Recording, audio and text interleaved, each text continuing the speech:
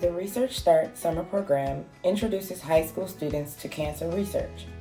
This is done by introducing students to biophysics, biochemistry, immunology, and pharmacology. It is a multi-institution program, and the University of Illinois Cancer Center at the University of Illinois Chicago is among the sites hosting students. Other sites are University of Chicago, University of Illinois Urbana-Champaign, Northwestern University, and Rush University.